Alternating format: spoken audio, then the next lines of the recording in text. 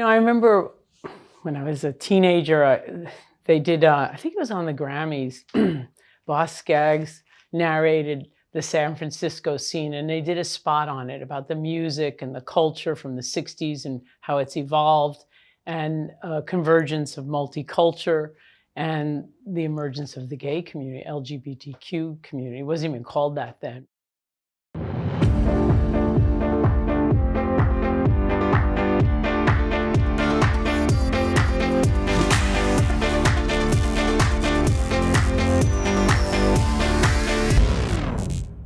So like any good lesbian back then, I played softball, and a friend on the team said, oh, the fire department's hiring women. They're recruiting women. Let's go to this meeting at the women's building. I took the test in '88 and '89, I got hired. And I always say this, but it was like a perfect career because it was like social work. I love that connecting and helping people aspect and physical. So I was like a social worker with an axe, basically. And I just thought, this is it. I hit the jackpot. Part of my story is I grew up across the street from a fire station. And as a young girl, I used to love going in there and would go in there whenever my parents voted. They had the old-fashioned voting machines, and I was in awe of the place, but I never saw anybody that looked anything like me. It was all men, it was all white men. And so I never knew that I could do that. This was in the 70s, and I worked in several different things. And I was at the Pride Parade in 1991. And the chief of the department, I did give her a courtesy card to come in. I remember it to this day, June 30th. The saying then was hand in hand together. And I was with a friend of mine, and a firefighter named Anita Pratley came up to me. And we had a mutual friend, but we didn't meet. And she came by the table, and as soon as I looked at her, I said hi to my friend. I could see she was super athletic. And she knew my friend, and she said, hey, do you want to be a firefighter? Here's an interest card. Can you carry heavy things? Come on, join us. There's something about her that could roll with the punches and also give a few punches. And I thought she'd be great. And I just knew it, so I did give her the courtesy card, and it's probably my greatest achievement. And it was the first time I actually saw myself in someone else that was doing this job. I was like, oh, wow, yeah, I love a good crisis. And I'm good in crises, and I'm good at thinking on my feet, and I'm super fit and physical, and maybe I could do this. Awesome. But just in terms of Pride in general, being able to go to Pride and be who we are and be who I am, it's a sense of dignity, a sense of equality, a sense of inclusion. And so every time I ever marched in Pride with the fire department, I was always incredibly proud to represent the community and to be, doing service for the community, because that's what I love doing, is doing service. Coming to San Francisco for me was really key because I love the city. The city is so vibrant, and diversity is really, it's one of its treasures. And so being part of a department that represents diversity is huge, and it's so important to me. That we welcome everyone, and not just face value, not just say we like diversity, but truly to integrate, to have diversity, have representation, not just on the firefighter level, but all levels in this department, all ranks, up and down the chain of command. It's huge, and stepping in as a woman of color, as a part of the LGBTQ community, means more than just myself, right? I represent more than just myself. But there are as a leader, other people in this department, other people in the community that are looking at me and seeing that there's a space for them. And so really, that's really what we're creating here, is space for everyone. Yeah, what do you guys want to know? Well, when I did first join the military, it was still under Don't Ask, Don't Tell. So joining, I had to be super cautious about what I was doing. I was still figuring out who I was. You know, I joined at 19. So at the time I knew I was part of this community, I just wasn't accepting it yet. My first duty station was at Naval Hospital Guam, and that's where I actually got to explore who I was. And being under the umbrella of Don't Ask, Don't Tell, and having a very good friend of mine actually separated within my second year of being active duty because he was gay. You know, it was very real. You know, you had to make sure that you were following the rules, you were doing everything that you needed to do. And I was fortunate enough to be there, active duty, when Don't Ask, Don't Tell was repealed. And you find people who were making such a big deal about it, that it was going to affect the readiness. The next day, everybody went to work like nothing happened. We were accepted, no one made a big deal about it. You know, we were able to be who we were able to be. And work performance was even better because you no longer had to hide something and worry about hiding. You could just go to work and do your job properly and excel. The transition from that world into this one is basically the exact same, you know.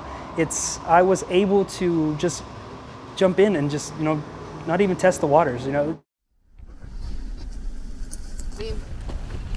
I grew up with firefighters around, my uncle, my cousin, for a volunteer department in Canada.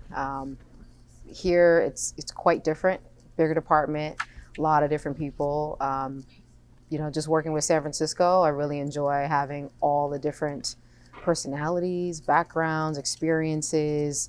I'm a probie right now, and you know, I'm a year into my probation. I'm almost finished, and you know, the houses that I've been at, I've felt like everybody has just brought me in and shown me what they know, and regardless of my sexuality, my gender, my race. I mean, I was 28 when I decided to change my whole career and, you know, go in a different direction. You know, I'm 35 now, just starting out in a whole different field.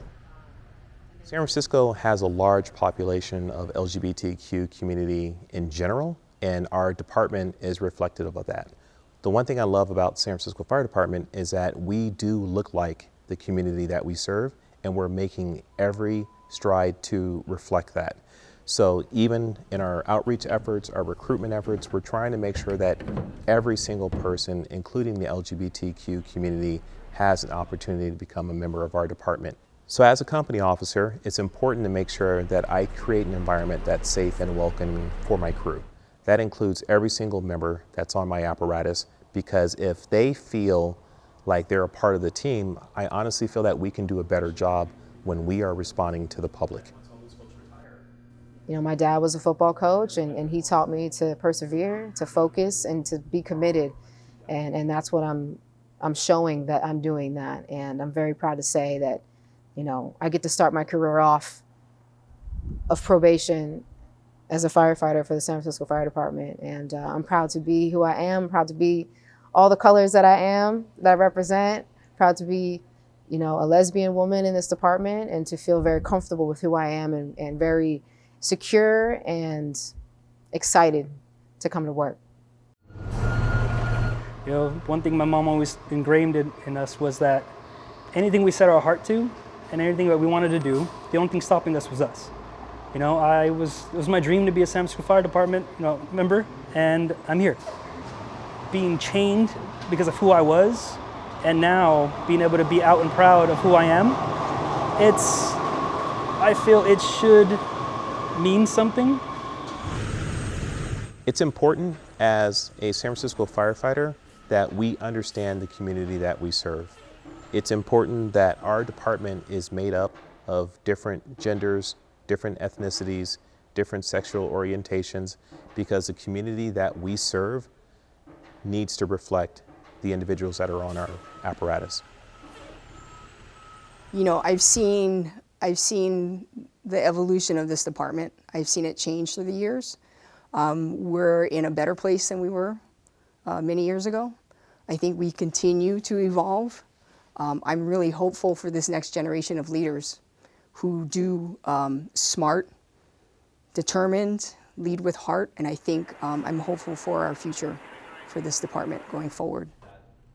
We're your department. We're here for you. We're you. And I really believe that San Francisco really embodies that.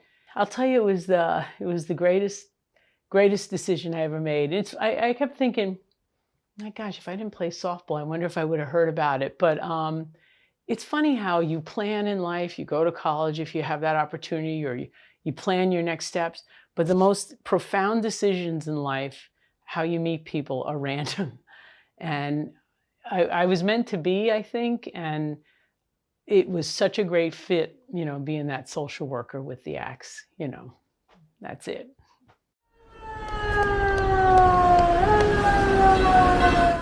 So I see San Francisco and San Francisco leadership and government as a beacon for the entire country, because we are so upfront about what we believe in.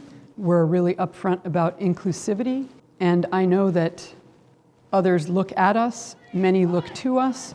We've had other departments contact us in terms of how do you do this? How do you create a diverse, equitable, and inclusive workforce?